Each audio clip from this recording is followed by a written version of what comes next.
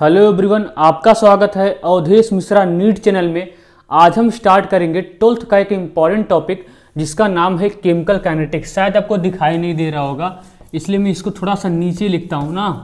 Chemical kinetics ये बहुत important topic है, बोर्ड एग्जाम के लिए भी और नीट एग्जाम के लिए भी बहुत ज़्यादा इम्पॉर्टेंट है। ठीक है, केमिकल काइनेटिक्स बोर्ड एग्जाम के लिए और नीट एग्जाम के लिए भी बहुत ज़्यादा इम्पॉर्टेंट है ये टॉपिक। ठीक है, तो इसलिए इस टॉपिक को बढ़िया से देखेंगे, इसको स्किप नहीं करेंगे, एक एक चीज़ों को नोट डाउन करेंगे बढ़िया से। इसको हम पूरे क्वेश्चन सीरीज के साथ जितना पार्ट इसमें इम्पॉर्टेंट है उस सारे पार्ट को मैं डिस्कस करूँगा। इसलिए कोई भी किसी भी तरीके का कोई डिस्टर्बेंस नहीं, कोई कुछ भी नहीं, आराम से लेक्चर को देखेंगे। ये लेक्चर काफ़ी इंपॉर्टेंट होगा। केमिकल काइनेटिक्स से आपका डर खत्म हो जाएगा। यकीन मानिए, आपका 12th का स्टार्ट हो गया है। 12th का बोर्ड एग्जाम के लिए भी ये बहुत ज़्यादा इंपॉर्टेंट है। बोर्ड एग्जाम के लिए भी आपका सारा डर खत्म हो जाएगा और नीट एग्जाम के लिए भी आपका डर खत्म हो जाएगा इस केमिकल काइनेटिक्स से। ये चैप्टर बहुत ही ज़्यादा इंपॉर्टेंट है, इसको मैं बढ़िया से ख़त्म करूँगा। ठीक है, स्टार्ट इस अंजाम से कर रहा हूँ तो इसका अंत भी इसी अंजाम से ख़त्म करूँगा। इसलिए इसको स्किप नहीं करेंगे, इसके बढ़िया से नोट्स बनाएंगे, टेबल बैठेंगे आराम से एक एक चीज़ों को नोट डाउन करते हुए। ठीक है, तो स्टार्ट करते हैं बढ़िया से। देखिए, केमिकल काइनेटिक्स, सबसे पहले इसका इंट्रो देखते हैं कि केमिकल काइनेटिक्स है क्या। कुछ चीज़ें मैंने लिखी हुई हैं पहले से ताकि आपका समय लॉस ना हो। Chemical kinetics is the branch of physical chemistry. Chemical kinetics क्या होता है? ब्रांच है फिजिकल केमिस्ट्री का। किसका है? केमिकल काइनेटिक्स क्या है? एक ब्रांच है फिजिकल केमिस्ट्री का, जिसमें हम स्टडी करते हैं रेट ऑफ रिएक्शंस का। जिसमें हम स्टडी करते हैं किसका? रेट ऑफ रिएक्शंस के बारे में हम जानते हैं, उसके बारे में हम जानना चाहते हैं। इसी को बोलते हैं केमिकल काइनेटिक्स। तो क्या होता है? Chemical kinetics is the branch of physical chemistry which deals with study of rate of reaction. मैं पढ़ दे रहा हूँ एक बार फिर से, क्या लिखा गया है? Chemical kinetics is the branch of physical chemistry which deals with study of rate of reactions. Chemical kinetics क्या है? एक ब्रांच है। किसका ब्रांच है? फिजिकल केमिस्ट्री का ब्रांच है। किसका ब्रांच है? फिजिकल केमिस्ट्री का, जिसमें हम डील्स करते हैं। किसका डील्स करते हैं? रेट ऑफ रिएक्शंस का डील करते हैं। ठीक है, ये होता है तुम्हारा केमिकल काइनेटिक्स होता है। ठीक है, तो अब पढ़ते हैं what is the chemical reaction. Chemical reaction है क्या? इसमें हम सबसे पहले पढ़ेंगे what is the chemical reaction. Chemical reaction क्या है? ठीक है, इसको पढ़ेंगे सबसे पहले। आप लोग ध्यान से देखेंगे, what is chemical reaction. What is chemical reaction. Chemical reactions है क्या? केमिकल रिएक्शन है क्या? सबसे पहले इसको पढ़ेंगे, इसको आप नोट डाउन कर लीजिएगा। ठीक है, तो सबसे पहले क्या पढ़ेंगे? What is chemical reaction. ये केमिकल रिएक्शन है क्या, इसके बारे में हमको क्यों पढ़ना चाहिए। आइए देखिए, इसे मान लीजिए, ध्यान दीजिएगा। देखिए, सबसे पहले पढ़ते हैं केमिकल रिएक्शन है क्या। इसे मान लो कोई बर्तन है, उस बर्तन में, इसे मान लीजिए कोई बर्तन है, उस बर्तन में A2 गैस है और कौन सी गैस है? B2 गैस है। ठीक है, इससे क्या बन जा रहा है? 2AB गैस बन जा रहा है। ध्यान से देखेंगे, ये बहुत ही ज़्यादा इंपॉर्टेंट है। इसमें हम सभी चीज़ों को यहाँ पे आपको बढ़िया से डील करके बता देंगे। ठीक है, मान लीजिए कोई बर्तन है, उस बर्तन में अभी कौन सी गैस है? उस बर्तन में केवल A2 गैस है और B2 गैस है, क्योंकि स्टार्टिंग में तो ये तो बना भी नहीं होगा। ये आपका क्या है? ये आपका क्या है? ये आपका रिएक्टेंट है। क्या है? ये आपका क्या है? रिएक्टेंट है। ठीक है, ये आपका क्या है? रिएक्टेंट्स है। और ये आपका क्या है? ये आपका है प्रोडक्ट है। ये क्या है आपका? ये आपका प्रोडक्ट है। ये आपका रिएक्टेंट्स है, ये आपका क्या है? प्रोडक्ट है। तो देखिए, मैंने एक बर्तन लिया, उस बर्तन में कौन कौन सी गैस प्रेजेंट टाइम में है? A2 गैस है और B2 गैस है। बेचारा स्टार्टिंग में तो बना भी नहीं होगा, स्टार्टिंग में ये तो बना भी नहीं होगा, क्योंकि कंटेनर में जो मैं बर्तन लिया हूँ उस बर्तन में केवल क्या है? A2 गैस और B2 गैस है। और आपको पता है कि गैस की प्रॉपर्टी क्या होती है? जब गैस होती है तो खामोश बैठेंगे नहीं ना, समझिएगा, ध्यान से समझिएगा। जब गैस है ये तो खामोश बैठेंगे नहीं, ये क्या करेंगे? मोशन करेंगे, मूव करेंगे, भागेंगे एक दूसरे की तरफ। देखिए, जब एक दूसरे की तरफ भागती है ना तो क्या होता है? इनमें कोलिजन होता है। क्या होता है? इनका आपस में क्या होता है? कोलिजन होता है, इफेक्टिव कोलिजन होता है। कैसे कोलिजन? इफेक्टिव कोलिजन होता है। मतलब A2 किससे टकराएगा? B2, और B2 किससे टकराएगा? A2 से टकराएगा। आपस में टकराएंगे। और देखिए, इनके इफेक्टिव कोलिजन से होता क्या है? इनके पास जो केमिकल एनर्जी है, ध्यान देंगे, इनके पास जो केमिकल एनर्जी है वो केमिकल एनर्जी इनको मिल जाती है, और इनके पास जो केमिकल एनर्जी है ये केमिकल एनर्जी इनको मिल जाती है। तो होता क्या? केमिकल एनर्जी का एक्सचेंज होता है एक दूसरे के बीच में। होता क्या है, देखिए पहले क्या होगा, बर्तन में दो गैस हैं, ए गैस है, A2 गैस और B2 गैस है, ठीक, A2 गैस और B2 गैस है। अब गैस से खामोश तो रहेंगे नहीं, भागेंगे एक दूसरे की तरफ, टकराएंगे, इफेक्टिव क्या होगा, कोलिजन होगा। कोलाइड करने के बाद क्या होगा, जो देखिए जो भी केमिकल एनर्जी इस A2 के पास होगी, जो भी केमिकल एनर्जी इस A2 के पास होगी, ठीक है, वो किस में चेंज हो जाएगी, B2 में। और B2 के पास जो भी केमिकल एनर्जी होगा वो किस में चेंज हो जाएगा, A2 में चेंज हो जाएगा। इस केमिकल एनर्जी देखिए जब कोलिजन हुआ, जो केमिकल एनर्जी का एक्सचेंज हुआ, होता क्या है, देखिए A2 में इस तरीके से, इस तरीका होगा, A2 का है, ये A2 कैसा होगा इस तरीके से, और आपका B2 कैसा होगा इस तरीके से, ठीक है। अब क्या होगा, जब ये एक दूसरे से टकराएंगे, इनके बीच में क्या हुआ होगा, कोलिजन, तो केमिकल एनर्जी का क्या हुआ होगा, एक्सचेंज हुआ होगा। केमिकल एनर्जी का क्या हुआ हुआ, एक्सचेंज हुआ हुआ।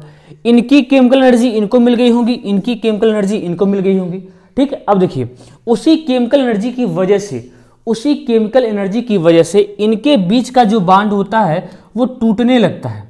इनके बीच का जो बांड होता है वो टूटने लगता है, इनके बीच का जो बांड होता है वो टूटने लगता है। और इनको भी तो केमिकल एनर्जी मिली है एक वाले की ना, तो इनके बीच में क्या होता है, बांड टूटने लगते हैं। इनके बीच में क्या होता है, बांड टूटने लगते हैं। और होता क्या है, इनके बीच में बांड फॉर्म होने लगते हैं। इनके बीच में टूटेगा, इनके बीच में टूटेगा, और इनके बीच में बांड क्या होता है, फॉर्म होता है। आया, यानी कहने का मतलब है जब ओल्ड बांड ब्रेक होता है तभी तो न्यू बांड बनता है, क्योंकि जब तक ओल्ड बांड ब्रेक नहीं होगा, जब तक एग्जिस्टिंग बांड इन दोनों के बीच में टूटेगा नहीं, तब तक तो नए बांड का फॉर्मेशन होगा नहीं। तो होता क्या है, अगर फिर से देख लीजिए, होता क्या है, एक कंटेनर लिया, एक मैंने बर्तन लिया है, इन बर्तन में कितना गैस है, दो गैस है, ठीक है। अब गैस से खामोश तो बैठेंगे नहीं, वो तो मोशन करेंगे, मूव करेंगे एक दूसरे की तरफ। इनके बीच में क्या होगा, कोलिजन होगा, इफेक्टिव कोलिजन होगा। इफेक्टिव कोलिजन होने की वजह से होता क्या है, देखिए इनके पास जो केमिकल एनर्जी है वो इनमें चेंज हो जाएगी, इनके पास जो केमिकल एनर्जी है वो इसमें चेंज हो जाएगी। और इसी केमिकल एनर्जी की वजह से होता क्या है, इनके बीच का जो एग्जिस्टिंग बांड है वो टूटने लगता है, और इनके बीच का जो एग्जिस्टिंग बांड है वो टूटने लगता है, और इनके बीच का जो बांड होता है वो बांड फॉर्म होता है। मतलब यहाँ पे क्या होगा, यहाँ पे बांड ब्रेकिंग होगा, यहाँ पे क्या होगा, बांड फॉर्म होगा, यहाँ पे क्या होगा, बांड ब्रेकिंग होगा। तो इस तरीके से प्रोसीजर चलता है। आया, तो देखो हो क्या रहा है, केमिकल रिएक्शन है क्या, केमिकल रिएक्शन है कि एक टाइप का केमिकल रिएक्शन, एक टाइप की केमिकल स्पीसीज दूसरे टाइप के केमिकल स्पीसीज में कन्वर्ट हो रही है, उसी को क्या बोलते हैं, केमिकल रिएक्शंस बोलते हैं। और इसके दौरान क्या होता है, केमिकल एनर्जी का एक्सचेंज होता है, एग्जिस्टिंग बांड टूटते हैं, मतलब पुराने वाले बांड टूटते हैं और नए वाले बांड का फॉर्मेशन होता है। जैसे मान लो मेरी कोई पुरानी शादी हुई है, जैसे मान लो मेरी शादी हुई है और मैं एक शादी और करना चाहता हूँ, ठीक है, मैं दूसरी शादी तभी कर पाऊंगा, मेरी दूसरी शादी करने की पॉसिबिलिटी तभी है जब मैं पुराने वाली अपनी वाइफ से क्या ले लूँ, मुझे तलाक मिल जाए, तभी तो ऐसा पॉसिबल है, नहीं तो हमको जेल हो जाएगा अगर मैं दूसरी शादी करने के लिए जाऊंगा। आया, तो ऐसा नहीं है, ठीक, ऐसे भी यहाँ ऐसे चीज़ें यहाँ भी होती हैं। ओल्ड बांड ब्रेक होता है और नए बांड का फॉर्मेशन होता है, तो पुराना रिश्ता टूटता है, नए रिश्ते का फॉर्मेशन होता है, इसी को बोलते हैं केमिकल रिएक्शंस। इसके दौरान क्या होता है कि एक टाइप की केमिकल स्पीसीज दूसरे टाइप की केमिकल स्पीसीज में कन्वर्ट होती है, इसी को क्या बोलते हैं, केमिकल रिएक्शंस बोलते हैं। आया समझ में, आया होगा, यकीनन आपको आया होगा, ठीक है। इसको आप नोट डाउन करिएगा बढ़िया से, ठीक है, नोट डाउन करिए, फिर मैं इसमें जो बातें आपको बोला हूं वो बातें आपको लिखवा देता हूं, इसको नोट करिए, ठीक है।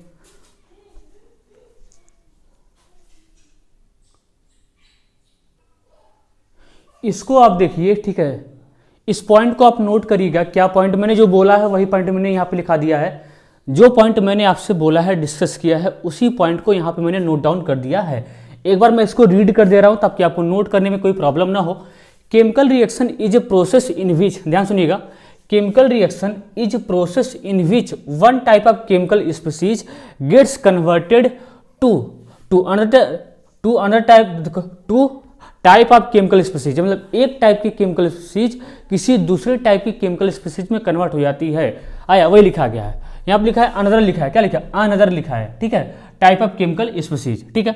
देखिए यहाँ पे दूसरा पॉइंट क्या है, रिएक्टेंट मॉलिक्यूल कोलाइड टूगेदर, साथ साथ कोलाइड करते हैं, कोलिजन होता है, इफेक्टिव कोलिजन होता है, exchange energy which leads to break up existing bond, उनके बीच का जो एग्जिस्टिंग बांड होता है वो टूटता है, उनकी वजह से क्या होता है, नए बॉन्ड का फॉर्मेशन होता है और तभी आपका क्या होता है, प्रोडक्ट का फॉर्मेशन होता है। आई होप आपको ये दोनों पॉइंट क्लियर होगा, इसको आप नोट डाउन कर लीजिए। एक बार फिर से इसको रीड कर दे रहा हूँ।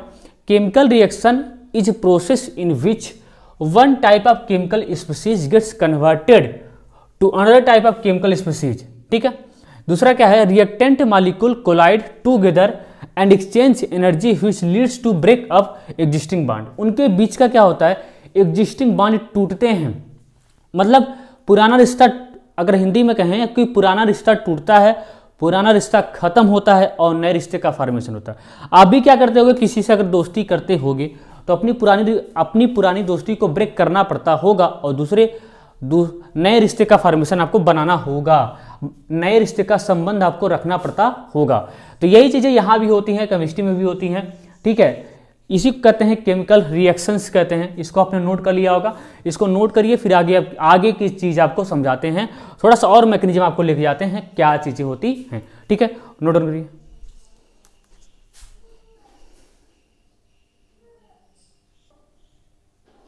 आप ध्यान से देखिए, देखिए अब क्या है, इस मान लीजिए कोई बर्तन है, उस बर्तन में कौन सी गैस है, अभी A2 गैस है, और कौन सी गैस है, B2 गैस है। इससे क्या बन रहा है आपका, इससे AB गैस बन रहा है। क्या कह रहा है, इससे क्या बन रहा है, AB गैस है। देखिए उस बर्तन में, जो मैंने बर्तन लिया है, इस बर्तन में क्या है, इस बर्तन में अभी केवल दो ही गैस हैं, एक A2 गैस है, एक B2 गैस है, और कोई गैस नहीं है। इनका क्या होगा, आपस में क्या होगा, कोलिजन होगा। कोलिजन होगा तो केमिकल एनर्जी का एक्सचेंज होगा।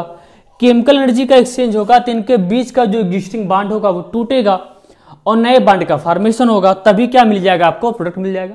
लेकिन अब थोड़ा सा दूसरा तरीका मैं अपनाना चाहता हूं। देखिए अभी कंटेनर में जो मेरा बर्तन है, 1 लीटर का बर्तन है, मैंने क्या माना है कि वो इसका जो मैंने कंटेनर लिया है, जो मैंने बर्तन लिया, उसका कंसंट्रेशन कितना है, 1 लीटर है। कितना है, 1 लीटर कंसंट्रेशन है। तो इस 1 लीटर के कंसंट्रेशन में अभी केवल 2 ही गैस होंगी ना। स्टार्टिंग में ये होगा, ये होगा, ये तो बेचारा शुरू में बना भी नहीं होगा, ये प्रोडक्ट शुरू में बना भी नहीं होगा। केवल देखो T, अगर मैं कहूं T बराबर 0 पे, T बराबर 0 पे इसका कंसंट्रेशन C1 है, T बराबर 0 पे इसका कंसंट्रेशन कितना है, C1 है। ध्यान देंगे, T बराबर 0 पे इसका कंसंट्रेशन कितना, C1 है, और मान लिया इसका कंसंट्रेशन कितना है, C2 है। ठीक है, इसका कितना है, C2 है। ध्यान सुनिए, और T बराबर T पे, T बराबर T, इसका इनिशियल में तो इसका क्या होगा, 0 होगा। इनिशियल कंसंट्रेशन में इसका क्या होगा, 0। भाई शुरू में तो बना भी नहीं होगा ना। T बराबर 0 पे, T बराबर 0 पे ये तो कुछ बना भी नहीं होगा, ये तो कुछ बना भी नहीं होगा।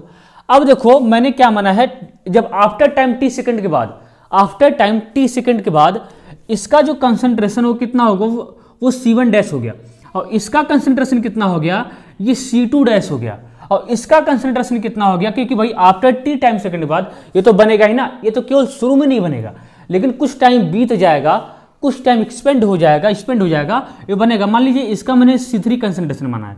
कितना माना है, इसका मैंने C3 कंसंट्रेशन माना है। T बराबर 0 पे, ध्यान देंगे, T बराबर 0 पे, T बराबर 0 पे T अभी केवल 2 ही गैस होंगी, A2 गैस होगा, B2, और स्टार्टिंग में तो AB होगा, प्रोडक्ट तो बनेगा ही नहीं, स्टार्टिंग में 0 है। तो जैसे जैसे टाइम बीतेगा, जैसे जैसे टाइम बीतेगा, ध्यान देंगे, जैसे जैसे टाइम बीतेगा A2 का कंसंट्रेशन खत्म होगा। जैसे जैसे टाइम बीतेगा वैसे वैसे क्या होगा, A2 का कंसंट्रेशन खत्म होगा, B2 का कंसंट्रेशन खत्म होगा। ये दोनों क्या होंगे, विथ टाइम, टाइम के साथ साथ ही घटेंगे, क्योंकि बर्तन में भाई किसमें चेंज होगा, इसमें चेंज होगा ना। ये जितना जल्दी से खत्म होगा ये उतना जल्दी से बनेगा। भाई ये जितना जल्दी से खत्म होगा ये उतना जल्दी से बनेगा। जैसे जैसे टाइम बीतेगा, क्योंकि इनिशियल टाइम में तो इसका कंसंट्रेशन C1 है, बाद में क्या होगा, C1 डैश होगा। अब जैसे जैसे टाइम बीतेगा रिएक्टेंट का कंसंट्रेशन क्या होगा, विथ टाइम घटेगा। जैसे जैसे टाइम बीतेगा रिएक्टेंट का कंसंट्रेशन क्या होगा, विथ टाइम घटेगा। इसका भी घटेगा, इसका भी घटेगा। आया समझ में? यानी बताओ, ये बताओ, इसमें जो रिएक्टेंट का कंसंट्रेशन विथ टाइम के साथ घट रहा है, रिएक्टेंट का कंसंट्रेशन पहले T बराबर 0 पे कितना था, C1 था, बाद में कितना हो गया, C1 डैश हो गया। तो बताओ इसमें कौन सा, इसमें C1 ज्यादा है कि C1 डैश ज्यादा है? इसमें C1 ज्यादा है कि C1 डैश ज्यादा है? भाई शुरू में ये ज्यादा होगा ना, ये तो बाद में टाइम के साथ घट रहा है, क्योंकि रिएक्टेंट का कंसंट्रेशन विथ टाइम के साथ पर यूनिट टाइम के साथ। जैसे जैसे समय बीतेगा वैसे वैसे ये तो खत्म होगा, ठीक है, वैसे वैसे क्या होगा, ये खत्म होगा, और जैसे जैसे ये खत्म होगा ये तो उतना जल्दी बनेगा। तो रिएक्टेंट का कंसंट्रेशन आप याद रखना, रिएक्टेंट का कंसंट्रेशन पर यूनिट टाइम के साथ जैसे जैसे टाइम बीतता है वैसे वैसे रिएक्टेंट का कंसंट्रेशन क्या होता है, ये घटता चला जाता है। ये क्या होता है, ये घटते चले जाते हैं पर यूनिट टाइम के साथ। पर यूनिट टाइम के साथ रिएक्टेंट का कंसंट्रेशन क्या होता है, ये घटता चला जाता है। क्या होता है, घटता है। और इसका कंसंट्रेशन, क्योंकि t बराबर 0 पे ये तो कुछ बना भी नहीं होगा, लेकिन आफ्टर t सेकंड के बाद ये तो कुछ बना होगा भाई ना। तो पर यूनिट टाइम के साथ जैसे जैसे हम टाइम बढ़ाएंगे, जैसे जैसे समय बीतेगा वैसे वैसे इस प्रोडक्ट का कंसंट्रेशन बढ़ेगा, प्रोडक्ट का कंसंट्रेशन क्या होगा, बढ़ेगा टाइम के साथ। तो याद रखना, जैसे जैसे समय बीतेगा पर यूनिट टाइम के साथ रिएक्टेंट का कंसंट्रेशन क्या होगा, कम होगा, और जैसे जैसे पर यूनिट टाइम के साथ जैसे जैसे समय बीतेगा वैसे इसका कंसंट्रेशन क्या होगा, बढ़ेगा। तो यानी यहां से मैं एक कंक्लूजन निकाल सकता हूं। एक कंक्लूजन यहां से क्या निकालूं मैं कि बताओ यहां पे किसका कंसंट्रेशन ज्यादा होगा, C1 का कि C1 डैश का। भाई इनिशियल में तो इसका कंसंट्रेशन ज्यादा होगा ना, इनिशियल में ये तो ज्यादा होगा, और जैसे जैसे समय बीतेगा वैसे वैसे ये घट जाएगा। तो C1 का कंसंट्रेशन क्या होगा, C1 डैश से क्या होगा, ज्यादा होगा। यहां भी वही होगा, C2 का कंसंट्रेशन क्या होगा, C2 डैश से क्या होगा, ज्यादा होगा। आया, C2 डैश क्या होगा, ज्यादा होगा। और ये तो जैसे जैसे टाइम बीतेगा पर यूनिट टाइम के साथ, पर यूनिट टाइम के साथ इसका कंसंट्रेशन क्या होगा, प्रोडक्ट का कंसंट्रेशन क्या होगा, बढ़ेगा विथ टाइम के साथ। जैसे जैसे समय बीतेगा, जैसे जैसे टाइम बीतेगा वैसे वैसे प्रोडक्ट का कंसंट्रेशन क्या होगा, बढ़ेगा। आया समझ में, ठीक है। इसको आप नोट डाउन करिए बढ़िया से। आई होप आपको समझ में आ गया होगा। ये मैंने जो बर्तन लिया है, ये बर्तन कितने लीटर का है, ये 1 लीटर का है। कितने लीटर का है, 1 लीटर का। ठीक है, इसको आप नोट डाउन करिए। जो मैंने बोला है इसको मैं लैंग्वेज में लिखा दूँ ताकि आपके लिए थोड़ा सा पढ़ना, आपके लिए रिवाइज करना आसान हो जाए। क्या हो जाए, रिवाइज करना आसान हो जाए। ठीक है, तो नोट करिए।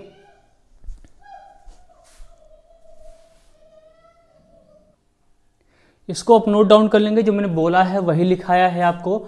मैंने क्या बोला था कि जैसे जैसे टाइम बीतेगा रिएक्टेंट का कंसंट्रेशन क्या होगा, पर यूनिट टाइम के साथ घटेगा, और क्या होगा,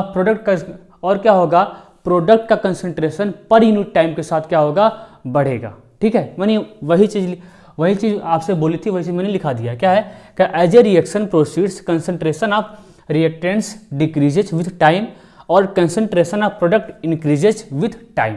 मतलब टाइम के साथ जैसे जैसे टाइम बीतेगा वैसे वैसे क्या होगा, रिएक्टेंट का कंसंट्रेशन क्या होगा, घटेगा, और क्या होगा, प्रोडक्ट का कंसंट्रेशन क्या होगा, बढ़ेगा। ठीक है, इसको आप नोट डाउन करिए। फिर मैं आगे आपके लिए लाता हूं एक नया factor, rate of appearance and rate of disappearance. Rate of appearance का मतलब होता है, ध्यान रखें, देखिए मैं आगे क्या पढ़ूंगा, आगे पढ़ूंगा रेट ऑफ अपीयरेंस पढ़ूंगा और रेट ऑफ डिसअपीयरेंस पढ़ूंगा। देखिए रेट ऑफ डिसअपीयरेंस किसके लिए यूज होता है, केवल रिएक्टेंट के लिए। याद रखेंगे, रेट ऑफ डिसअपीयरेंस किसके लिए यूज होता है, रिएक्टेंट के लिए। और रेट ऑफ अपीयरेंस किसके लिए यूज होता है, प्रोडक्ट, ये यूज होता है प्रोडक्ट के लिए। तो रेट ऑफ डिसअपीयरेंस ये यूज होता है रिएक्टेंट के लिए, और रेट ऑफ अपीयरेंस ये यूज होता है प्रोडक्ट के लिए। यही देखेंगे डिटेल से। ठीक है, इसको आप नोट डाउन करिए बढ़िया से। ठीक है, करिए जल्दी से।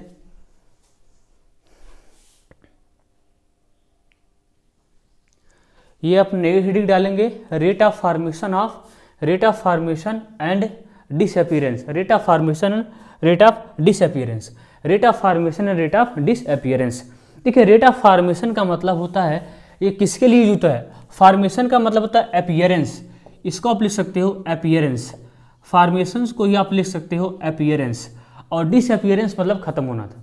तो आप हमेशा याद रखोगे, जो रेट ऑफ अपीयरेंस होता है, यही रेट ऑफ फॉर्मेशन होता है। जो रेट ऑफ अपीयरेंस होता है ये यूज होता है प्रोडक्ट के लिए, और जो रेट ऑफ डिसअपीयरेंस होता है ये यूज होता है रिएक्टेंट के लिए। कोई कंफ्यूजन नहीं होना चाहिए, इसको अपनी लैंग्वेज में लिख लेंगे ताकि आपको कॉपी रिवाइज करने में कोई दिक्कत ना हो।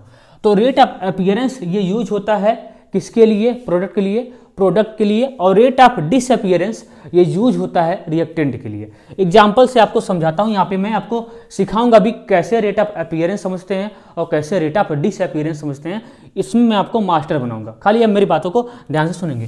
जैसे मान लीजिए मेरे पास कोई बर्तन है, उस बर्तन में A2 गैस है और क्या है B2 गैस है, ठीक। इससे क्या बन जा रहा है आपका AB बन जा रहा है, AB गैस बन जा रहा है। देखिए T बराबर T सेकंड पे क्या हो रहा है, T बराबर T सेकंड पे क्या हो रहा है, ध्यान देंगे, ठीक है। जैसे मान लीजिए T बराबर T1 सेकंड पे इसका कंसंट्रेशन क्या है, इनिशियल है, इसका क्या है इनिशियल कंसंट्रेशन, मतलब इसका इनिशियल है। T बराबर क्या है, A इनिशियल है, कैसा है, A इनिशियल है, A इनिशियल है। और आफ्टर T2 सेकंड में ए क्या, इसका कंसंट्रेशन कितना होगा, फाइनल हो गया, ठीक। ध्यान देंगे आफ्टर, देखिए जब T1 सेकंड है तो इसका कंसंट्रेशन कितना है, A इनिशियल है। जब इसका T2 कंसंट्रेशन इसका कितना है, A फाइनल है, ठीक है। अब देखिए क्योंकि जैसे जैसे टाइम बीतेगा, डिसअपियरेंस मतलब खत्म होना, डिसअपियरेंस मतलब खत्म होना, पर यूनिट टाइम के साथ चीजें खत्म होना। क्या खत्म होना, क्योंकि रेट ऑफ डिसअपियरेंस मैं किसके लिए पढ़ूंगा, रिएक्टेंट के लिए, और रेट ऑफ अपीयरेंस किसके लिए पढ़ूंगा, मैं प्रोडक्ट के लिए पढ़ूंगा। तो सबसे पहले क्या पढ़ूंगा, रेट ऑफ डिसअपियरेंस, हालांकि इसी में मैं अपीयरेंस को भी आपको समझा दूंगा, ठीक है। देखिए जैसे जैसे टाइम बीतेगा, जैसे जैसे टाइम बीतेगा आफ्टर, देखिए T1 सेकंड में क्या होगा, T1 सेकंड में क्या होगा, इसका कंसंट्रेशन क्या होगा, कुछ इनिशियल कंसंट्रेशन रहा होगा। आफ्टर जैसे जैसे समय बीता, मान लीजिए T2 समय पे इसका कंसंट्रेशन कितना हो गया, फाइनल, इसका कंसंट्रेशन कितना हो गया, फाइनल। तो रेट ऑफ डिसअपियरेंस ये बताता है कि पर यूनिट टाइम के साथ, ध्यान देंगे, रेट ऑफ डिसअपियरेंस ये बताता है पर यूनिट टाइम के साथ रिएक्टेंट में कितना घटाव हो रहा है, कितना घट रहा है, किस रेट से घट रहा है, इसको क्या बोलते हैं, रेट ऑफ डिसअपियरेंस बोलते हैं। ऐसा मतलब पर यूनिट टाइम के साथ रिएक्टेंट का कंसंट्रेशन किस रेट से घट रहा है, उसको क्या बोलते हैं, रेट ऑफ डिसअपियरेंस। जैसे मान लीजिए हमको A2 का रेट ऑफ डिसअपियरेंस लिखना हुआ, A2 का हमको क्या लिखना हुआ, रेट ऑफ डिसअपियरेंस। तो मैं क्या लिखूंगा, रेट ऑफ डिसअपियरेंस, ध्यान देंगे रेट ऑफ डिसअपियरेंस किसका लिख रहा हूं, A2 का, A1, हाँ A2 का, तो A2 कैसे लिख रहा हूं, तो क्या लिखूंगा change in concentration of reactant, ध्यान देंगे change in concentration of reactant divide by time taken, क्योंकि पर यूनिट टाइम के साथ रिएक्टेंट में कितना डिक्रीमेंट हो रहा है, किस रेट से कम हो रहा है, उसी को बोलते हैं रेट ऑफ डिसअपियरेंस बोलते हैं। क्या बोलते हैं, रेट ऑफ डिसअपियरेंस। इसको मैं क्या लिखूंगा, rate of disappearance of A2 gas, क्या लिखूंगा फॉर्मूला, चेंज इन कंसंट्रेशन, ध्यान देंगे change in concentration of reactant, change in concentration of reactants, ठीक है, change in concentration of reactant divide by time taken, क्या लिखूंगा, डिवाइड बाय टाइम टेकन। ये आपका होगा रेट ऑफ डिसअपियरेंस का फार्मूला होगा। किसका फार्मूला होगा, रेट ऑफ डिसअपियरेंस का होगा, क्योंकि पर यूनिट टाइम के साथ इस रिएक्टेंट में कितना बदलाव आ रहा है, कितना चेंज आ रहा है, उसी को मतलब किस रेट से घट रहा है, ये A2 टाइम जैसे जैसे टाइम बीत रहा है पर यूनिट टाइम के साथ किस रेट से घट रहा है, उसको क्या बोलेंगे, उसको बोलेंगे रेट ऑफ डिसअपियरेंस। जैसे लीजिए हमको लिखना होगा, तो देखिए एक बात आप याद रखोगे, जो हमेशा चेंज होता है, आपको याद रखना है, जो हमेशा चेंज होता है, जो हमेशा क्या होता है, जो हमेशा चेंज होता है, ये होता है फाइनल माइनस इनिशियल। इसको आपको पकड़ के रखना है, ठीक है। जो हमेशा चेंज होता है ये होता है फाइनल माइनस इनिशियल। ऑलवेज याद रखना, ऑलवेज होता है, जो चेंज होता है वो क्या होता है, वो होता है फाइनल माइनस इनिशियल, ये चेंज होता है असल में। तो चेंज हमेशा आप याद रखोगे, अपने माइंड में बसाओगे, चेंज क्या होता है, फाइनल माइनस इनिशियल, ठीक, फाइनल माइनस इनिशियल, ये चेंज होता है। तो इसको मैं कैसे लिखूं, क्योंकि चेंज इन कंसंट्रेशन, और चेंज आपका क्या होता है, मतलब रिएक्टेंट का फाइनल कंसंट्रेशन और माइनस रिएक्टेंट का इनिशियल कंसंट्रेशन, यही तो लिखोगे, क्योंकि चेंज का मतलब क्या होता है, फाइनल माइनस इनिशियल। तो आप क्या लिखोगे, हो जाएगा rate of disappearance of A2 gas, क्या हो जाएगा, फाइनल का कंसंट्रेशन, ध्यान दोगे फाइनल का कंसंट्रेशन, फाइनल देखिए किसका कंसंट्रेशन, फाइनल का कंसंट्रेशन, क्योंकि चेंज क्या लिख रहे हो, क्या लिखोगे, change in concentration of reactant divide by time taken. तो चेंज क्या होता है, फाइनल माइनस इनिशियल, मतलब फाइनल का कंसंट्रेशन माइनस इनिशियल का कंसंट्रेशन। तो क्या लिखोगे, हो जाएगा A2 का फाइनल कंसंट्रेशन, A2 का फाइनल कंसंट्रेशन माइनस A2 का इनिशियल कंसंट्रेशन, क्या इनिशियल कंसंट्रेशन, और डिवाइड बाई टाइम टेकन, कहां से कहां तक चेंज हुआ है, T2 से T1 में चेंज हुआ है, तो क्या हो जाएगा T2 by T1, T2 by T1। ठीक है, इसको आप याद रखोगे। ठीक है, एवं देखता हूं आपको दिखाई दे रहा है कि नहीं, नोट डाउन करो। ठीक है, हाँ आपको दिखाई दे रहा है। अच्छा, आप एक बात ये बताओ, तो मैंने देखा कि रेट ऑफ अपीयरेंस या रेट ऑफ डिसअपीयरेंस, ये जो रेट ऑफ डिसअपीयरेंस होता है इसका फॉर्मूला क्या होता है, rate change in concentration of reactants, reactant के कंसंट्रेशन में पर यूनिट टाइम के साथ कितना चेंज हो रहा है, मतलब कितना डिक्रीमेंट हो रहा है, इसको क्या बोलते हैं, रेट ऑफ डिसअपीयरेंस बोलते हैं ना। तो बताओ यहाँ पे फाइनल कंसंट्रेशन है और माइनस इनिशियल कंसंट्रेशन, तो बताओ फाइनल कंसंट्रेशन ज्यादा है कि इनिशियल कंसंट्रेशन ज्यादा है, बताओ ना, फाइनल कंसंट्रेशन ज्यादा है कि इनिशियल कंसंट्रेशन ज्यादा है। भाई जैसे जैसे टाइम बीतेगा वैसे वैसे रिएक्टेंट तो घटेगा ना, जैसे जैसे टाइम बीतेगा वैसे वैसे रिएक्टेंट क्या होगा, घटेगा। रिएक्टेंट के रेट में क्या होगा, बदलाव आएगा। रिएक्टेंट के रेट में क्या होगा, बदलाव होगा, मतलब रिएक्टेंट घटेगा टाइम के साथ, टाइम के साथ क्या होगा, रिएक्टेंट के रेट में डिक्रीमेंट होगा। तो फाइनल कौन ज्यादा होगा, इनिशियल कंसंट्रेशन ज्यादा होगा कि फाइनल, भैया फाइनल इनिशियल कंसंट्रेशन ज्यादा होगा ना, क्योंकि शुरू में तो ये तो ज्यादा ही रहा होगा, क्योंकि जैसे जैसे टाइम बीत रहा है पर यूनिट टाइम के साथ ये तो घट रहा है, पर यूनिट टाइम के साथ क्या हो रहा है, ये तो घट रहा है। इसलिए मैं यहां से बताओ इन दोनों में किसका कंसंट्रेशन ज्यादा है, इनिशियल का कि फाइनल का, इनिशियल कंसंट्रेशन ज्यादा है, इनिशियल कंसंट्रेशन ज्यादा है, इनिशियल कंसंट्रेशन क्या है, ज्यादा है। इसलिए क्या होगा, देखो ये ज्यादा है और ये कम है, मतलब निगेटिव वैल्यू क्या है, ज्यादा है, निगेटिव वैल्यू क्या है, ज्यादा है। इसलिए आपका नेट रिजल्ट किस में आएगा, माइनस में आएगा। तो यहां से लिख सकता हूं rate of disappearance of A2, rate of dis क्या लिखूंगा, माइनस चेंज क्या, A2 का कंसंट्रेशन और डिवाइड बाई डेल्टा T, इसको, और चेंज क्या होता है, फाइनल माइनस इनिशियल, चेंज क्या होता है, फाइनल माइनस इनिशियल। इसको ऐसे लिख सकता हूं, चेंज क्या होता है, फाइनल माइनस इनिशियल। ये डेल क्या है, ये डेल्टा क्या है, ये तुम्हारा ये क्या है, ये चेंज है, फाइनल माइनस इनिशियल, और माइनस है, ये क्या है, माइनस है, क्योंकि इसका नेट रिजल्ट किस में आएगा, माइनस में आएगा, क्योंकि इसमें किसका कंसंट्रेशन ज्यादा है, इनिशियल का कंसंट्रेशन ज्यादा है। तो ये वैल्यू क्या है, ये वैल्यू ज्यादा है, मतलब निगेटिव वाली वैल्यू क्या है, ज्यादा है, इसलिए नेट रिजल्ट किस में आएगा, माइनस में आएगा। यहां पे देखो माइनस प्लस माइनस का कोई सिग्निफिकेंस नहीं है, इस माइनस का कोई भी सिग्निफिकेंस रोल नहीं है। कहोगे सर ऐसा क्यों, माइनस तुमको ये बताता है, माइनस ये बताता है कि पर यूनिट टाइम के साथ रिएक्टेंट का कंसंट्रेशन कितना बढ़ रहा है, ये मतलब उसका, पर यूनिट टाइम के साथ रिएक्टेंट का कंसंट्रेशन कितना बढ़ रहा है, सॉरी पर यूनिट टाइम के साथ रिएक्टेंट का कंसंट्रेशन कितना घट रहा है, ये आपका होता है रेट ऑफ डिसअपीयरेंस होता है। क्या होता है, रेट ऑफ डिसअपीयरेंस। इसको नोट डाउन करो, आपको सिखाता हूं रेट ऑफ अपीयरेंस। ठीक है,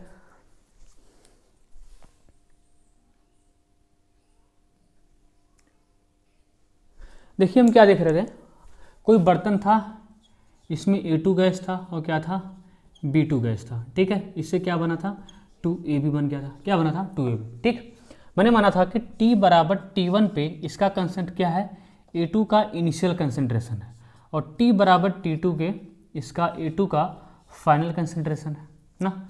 मैंने क्या देखा था, रेट ऑफ डिसअपीयरेंस ऑफ किसका, A2 गैस का। तो मैंने क्या देखा, इसका फॉर्मूला क्या निकला, इसका फॉर्मूला निकला कि चेंज इन कंसंट्रेशन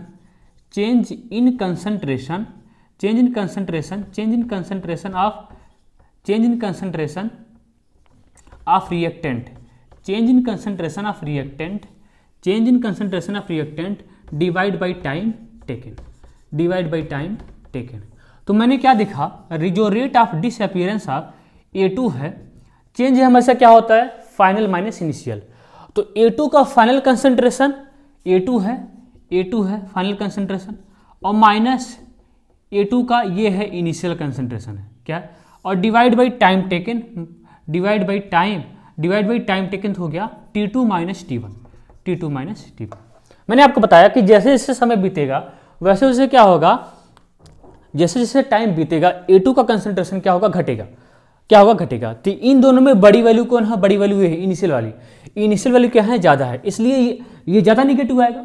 ये वैल्यू क्या है, ये वैल्यू बड़ी है और निगेटिव भी है, इसलिए नेट रिजल्ट किस में आएगा, माइनस में आएगा। इसलिए मैं इसको एक तरीके से और लिख सकता हूं, वो तरीका क्या है, rate of disappearance of A2 क्या लिखूंगा, माइनस लगाऊंगा, क्योंकि इसको सॉल्व करूँ किस में आएगा, क्योंकि माइनस वैल्यू क्या है, वैल्यू ये इनिशियल कंसंट्रेशन क्या है, ज़्यादा है और ये निगेटिव भी है, इसलिए नेट रिजल्ट किस में आएगा, माइनस में आएगा। तो माइनस इसको लिखूंगा, चेंज को लिखूंगा डेल्टा, चेंज को लिखूंगा डेल्टा, और किसका लिख रहा था, A2 गैस का, किसका, और बाई डेल्टा T।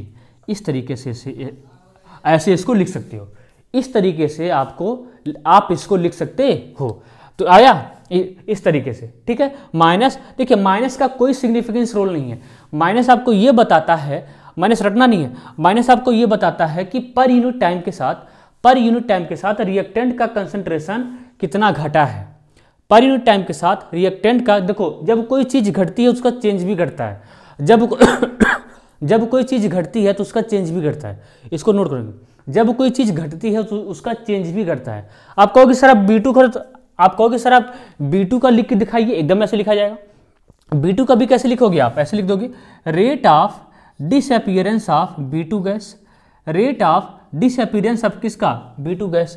तो इसका भी क्या लिखोगे, rate of disappearance of B2 gas, एकदम सेम ऐसे लिखोगे, change in concentration of reactant divide by time taken.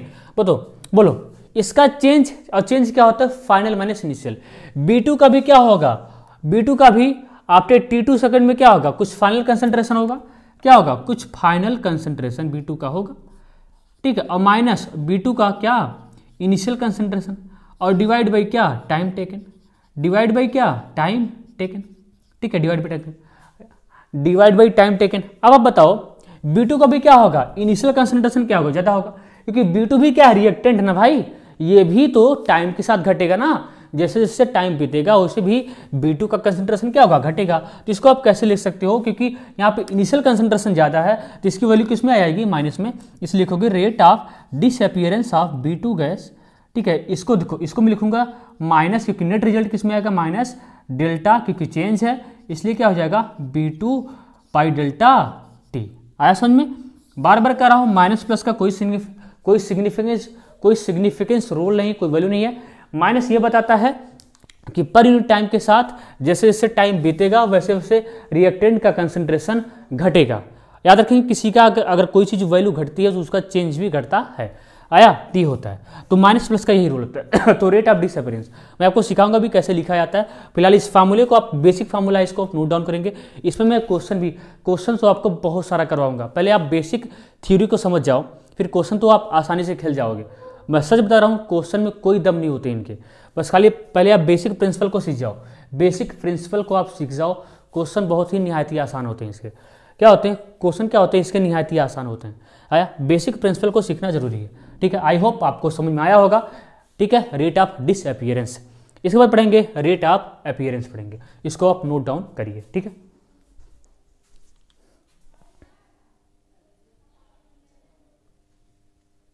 इसका भी देखते हैं, ठीक है। इसका भी देखते हैं, रेट ऑफ फॉर्मेशन लिख लो, हेडिंग डालो, रेट ऑफ फॉर्मेशन। आप अपने से इसको कर सकते हो, रेट ऑफ फॉर्मेशन या इसी को बोलते हैं अपीयरेंस। क्या बोलते हैं, इसी को बोलते हैं अपीयरेंस। रेट ऑफ फॉर्मेशन या इसी को बोलते हैं अपीयरेंस। रेट ऑफ फॉर्मेशन या इसको बोलते हैं अपीयरेंस। वही सेम एग्जाम्पल लेते हैं। कोई कंटेनर है जिसमें क्या है, A2 गैस है और क्या है, B2 गैस है, ठीक है। ये किस में चेंज हो गया है, AB में, 2AB में चेंज हो, किस में चेंज हो गया, 2AB गैस में चेंज हो गया। देखो आफ्टर t बराबर T1 सेकंड पे जिसका कुछ रहा भी नहीं होगा, आफ्टर t बराबर T2 सेकंड पे मान लीजिए इसका क्या है, इसका क्या है, AB का फाइनल कंसंट्रेशन है। AB का क्या है, फाइनल कंसंट्रेशन है, और ये तो इनिशियल कंसंट्रेशन है, क्योंकि स्टार्टिंग में ये तो कुछ रहा भी नहीं होगा। तो आप कैसे लिखोगे, इस तरीके से, रेट ऑफ, देखो क्या लिखोगे, rate of appearance. Rate of appearance किसका आप लिख रहे हो, rate of appearance, rate of appearance किसका आप लिख रहे हो, AB का लिख रहे हो। क्या लिख रहा हूँ, रेट ऑफ अपीयरेंस किसका आप लिख रहे हो, AB का लिख रहे हो। रेट ऑफ अपीयरेंस क्या रेट ऑफ अपीयरेंस किसका आप लिख रहे हो, AB का। तो मैंने क्या बोला था आपसे, जो रेट ऑफ अपीयरेंस होता है या रेट ऑफ फॉर्मेशन होता है, ये किसके लिए यूज होता है, ये यूज होता है प्रोडक्ट के लिए। किसके लिए यूज होता है, ये यूज होता है प्रोडक्ट के लिए। सबसे पहली बात इस बात को आप याद रखोगे कि बड़ा कन्फ्यूजन होता है।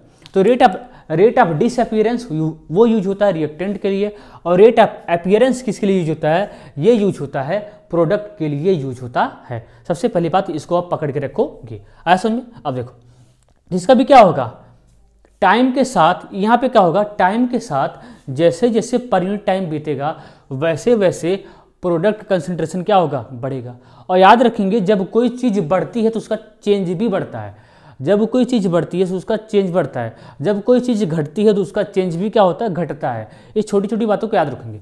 आया, तो जैसे जैसे टाइम बीतेगा वैसे वैसे क्या होगा, प्रोडक्ट का कंसंट्रेशन क्या होगा, जैसे जैसे टाइम बीतेगा पर यूनिट टाइम के साथ प्रोडक्ट कंसंट्रेशन क्या होगा, बढ़ेगा। तो इसका फॉर्मूला क्या हो जाएगा, इसका हो जाएगा चेंज इन कंसंट्रेशन, क्या लिखोगे, change in concentration, change in concentration of product, change in concentration of products divide by time taken, divide by time taken. इसको आप ऐसे लिखोगे, divide by time taken, change in concentration of products divide by time taken. तो आप कैसे लिखोगे, इसको कैसे लिखो बताओ, इसको कैसे लिखोगे, इसको आप ऐसे लिखोगे ना, रेट ऑफ अपीयरेंस किसका, ए बी का, रेट ऑफ अपीयरेंस किसका, ए बी का। कैसे लिखोगे बोलो, हो जाएगा रेट ऑफ अपीयरेंस किसका, रेट ऑफ अपीयरेंस किसका, ए बी का। चेंज है ना, change in concentration of product, change क्या होता है, फाइनल माइनस इनिशियल। इसका कंसंट्रेशन फाइनल ये है तो ए बी का फाइनल कंसंट्रेशन, ए बी का final concentration minus A B का इनिशियल कंसंट्रेशन, ए बी का initial concentration divide by time taken, divide by T2 minus T1, T2 minus T1। ये आपका होगा रेट ऑफ अपीयरेंस होगा। अब आप ये बताओ इसमें प्रोडक्ट का फाइनल कंसंट्रेशन ज़्यादा होगा कि इनिशियल, फाइनल कंसंट्रेशन ज़्यादा होगा कि इनिशियल। अरे भाई T बराबर T1 सेकंड में तो कुछ बना भी नहीं होगा, ये तो कुछ बना भी नहीं होगा, क्योंकि जैसे जैसे टाइम बीतेगा वैसे वैसे क्या होगा प्रोडक्ट का कंसंट्रेशन क्या होगा, बढ़ेगा। जैसे जैसे टाइम बीतेगा उस टाइम के साथ क्या होगा, प्रोडक्ट कंसंट्रेशन क्या होगा, बढ़ेगा। इसमें क्या होगा, इसमें फाइनल कंसंट्रेशन क्या होगा, ज़्यादा। इसमें क्या होगा, इसमें फाइनल कंसंट्रेशन क्या होगा, ज़्यादा, और इनिशियल कंसंट्रेशन क्या होगा, कम। तो ये वैल्यू क्या है, बड़ी है, ये वैल्यू क्या है, बड़ी है, ये वैल्यू क्या है, पॉजिटिव है, ये वैल्यू फाइनल कंसंट्रेशन क्या है, बड़ा है, ये वैल्यू छोटा है, इसलिए नेट रिजल्ट किस में आएगा, प्लस में आएगा। इसलिए इसको लिखते हैं, इसको क्या लिखते हैं, रेट ऑफ अपीयरेंस किसका, ए बी का, किसका लिख रहे हैं, ए बी का लिख रहे हैं। Rate of appearance of A B क्या हो जाएगा, प्लस, क्योंकि चेंज है, चेंज को मैं किससे लिखता हूँ, डेल्टा से लिखता हूँ, और किसका चेंज लिख रहा था, ए बी का चेंज लिख रहा था, और डिवाइड बाई डेल्टा टी। ठीक है, फिर बता रहा हूँ इस प्लस का कोई सिग्निफिकेंस रोल नहीं है, इस प्लस का कोई भी सिग्निफिकेंस रोल नहीं है। प्लस आपको ये बताता है कि पर यूनिट टाइम के साथ जैसे जैसे टाइम बीतेगा प्रोडक्ट का कंसंट्रेशन किस रेट से बढ़ेगा, ये बताता है। माइनस क्या बताता है कि, माइनस ये बताता है कि पर यूनिट टाइम के साथ रिएक्टेंट का कंसंट्रेशन किस रेट से घटेगा, ये बताता है। इसी को बोलते हैं रेट ऑफ डिसअपीयरेंस। मैंने क्या बोला, रेट ऑफ अपीयरेंस यूज होता है प्रोडक्ट के लिए और रेट ऑफ डिसअपीयरेंस यूज होता है रिएक्टेंट के लिए। बस रेट ऑफ अपीयरेंस यूज होता है प्रोडक्ट के लिए, रेट ऑफ अपीयरेंस यूज होता है प्रोडक्ट के लिए, और रेट ऑफ डिसअपीयरेंस यूज होता है रिएक्टेंट के लिए। इस बात को आप पकड़ के रखोगे। ठीक है, इस पे एक क्वेश्चन करते हैं, तब तक इसको आप नोट डाउन करिए। ठीक है,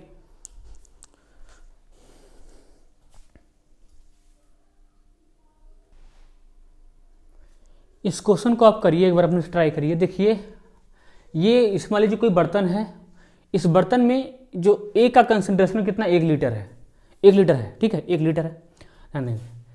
टी बराबर, ध्यान देंगे, टी बराबर 0 सेकंड पे, टी बराबर 0 पे इसका जो इनिशियल कंसंट्रेशन है वो 5 मोल है, और टी बराबर 5 मिनट पे इसका जो फाइनल कंसंट्रेशन कितना है, 1 मोल है।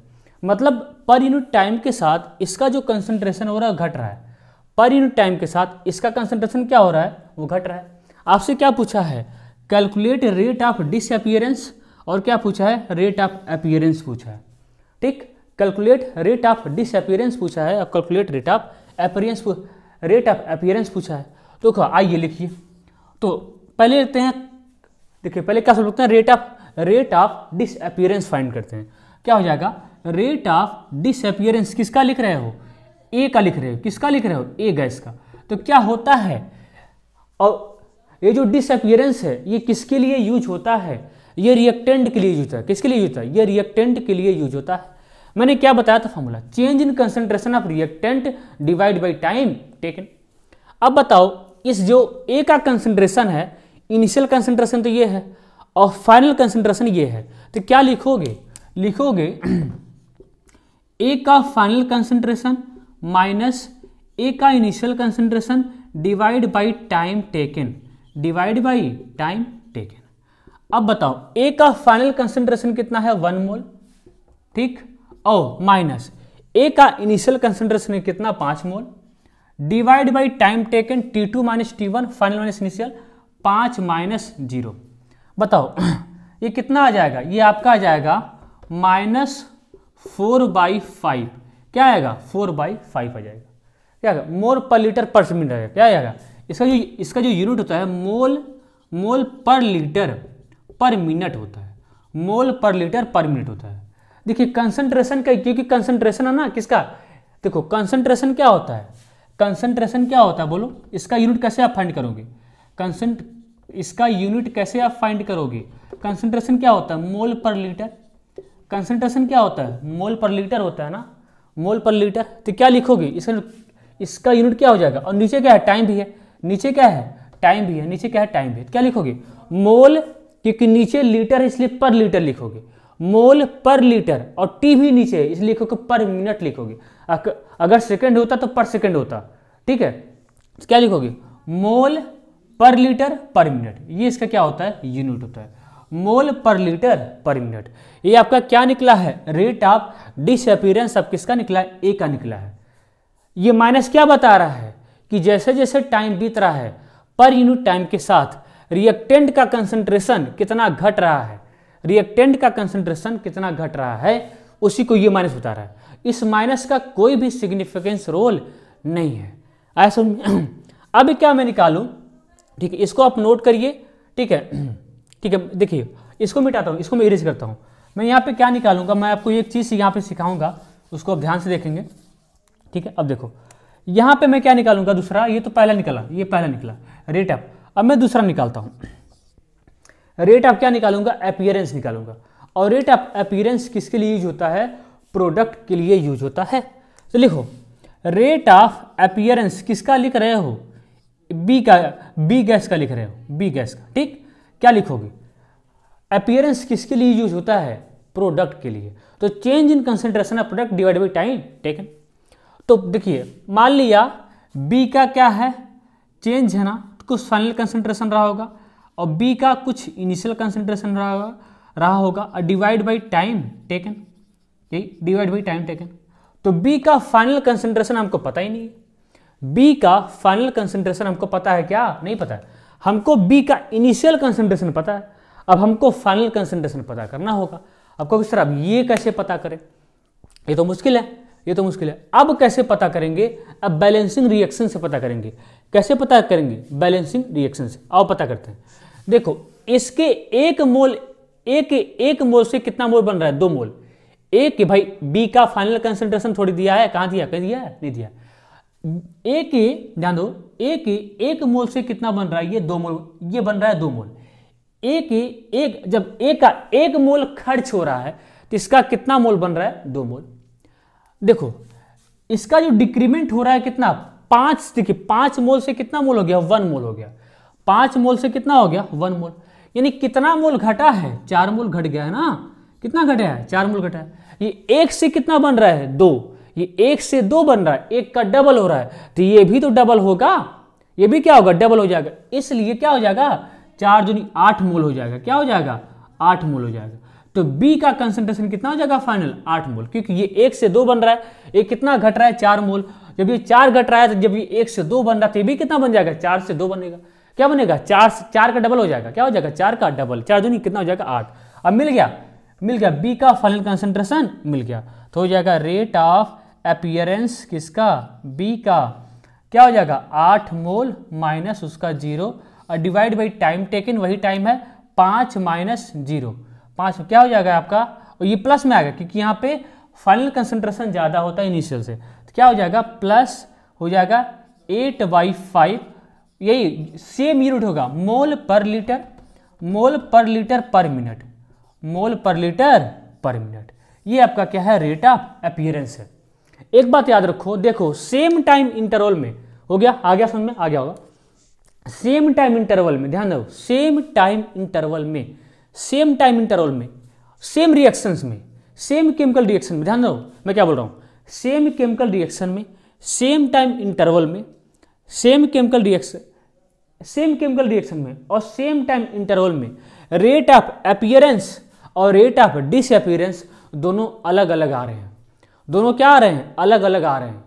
ये जरूरी नहीं है कि अलग अलग ही आएंगे, कभी काल क्या होता है सेम भी आता है, लेकिन में कम आउट क्या हो रहा है, ये अलग अलग आ रहे हैं। इसलिए अब तो साइंटिस्ट क्या बोले भाई, ऐसा कुछ उपाय कि अगर ऐसे हम फाइंड करने लगे तो बहुत टाइम लग जाएगा, सभी को हमको रेट ऑफ अपीयरेंस और रेट ऑफ डिसअपीयरेंस अलग अलग फाइंड करना पड़ेगा, अलग अलग क्या करना पड़ेगा, अलग अलग हमको फाइंड करना पड़ेगा। इसलिए उन्होंने क्या किया, एक अलग से टर्मिनोलॉजी यूज किया, रेट ऑफ रिएक्शन। क्या यूज किया, रेट ऑफ रिएक्शन।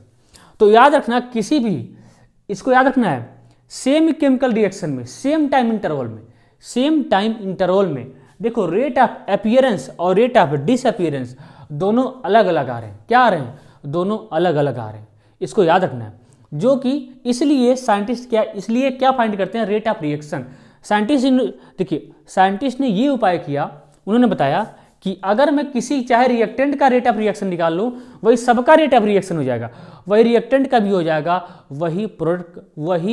वही हो जाएगा प्रोडक्ट का भी हो जाएगा। ये क्योंकि यहाँ पे तो रेट ऑफ अपीयरेंस और रेट ऑफ डिसअपीयरेंस दोनों अलग अलग आ रहा है, दोनों क्या अलग अलग आ रहा है। इसलिए साइंटिस्ट सोचे कि ऐसा थोड़ी चलेगा भाई, हम किसका रेट ऑफ अपीयरेंस और रेट ऑफ डिसअपीयरेंस निकालते चलते फिरेंगे। इसलिए कुछ ऐसा उपाय करते हैं, केवल चाहे रिएक्टेंट का रेट ऑफ रिएक्शन निकालें, वही सबका रेट ऑफ रिएक्शन हो जाए, सभी का रेट ऑफ रिएक्शन क्या हो जाए, सेम हो जाए, ठीक है, बाकी और किसी का हमको निकालना ना पड़े। आया उन्होंने ऐसा, इसलिए इसके आगे पढ़ेंगे रेट ऑफ रिएक्शन। इसको मैं जो पॉइंट मैंने बोला है उस पॉइंट को मैं यहाँ पे लिखाता हूँ, इसके बाद इस लेक्चर को वाइंड अप करता हूँ, ठीक है। अगला जो लेक्चर होगा उसमें रेट ऑफ रिएक्शन पढ़ेंगे और ढेर सारे प्रैक्टिस प्रॉब्लम करेंगे। आया समझ में, ढेर सारे प्रैक्टिस प्रॉब्लम करेंगे। ये मैंने आपको बेसिक कवर किया है, नोट कर लो।